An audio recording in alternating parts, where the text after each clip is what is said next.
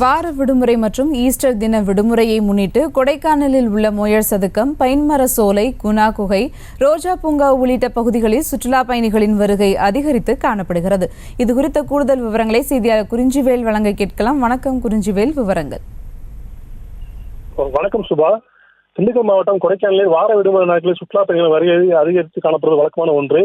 இந்த நிலையில் வார விடுமுறை மற்றும் ஈஸ்டர் விடுமுறையை முன்னிட்டு தமிழகம் மட்டுமின்றி ஆந்திரா, கர்நாடகா, கேரளா உள்ளிட்ட பல்வேறு வெளிமாநிலங்களிலிருந்து சுற்றுலா பயணிகள் அதிகரித்து காணப்படுகின்றன.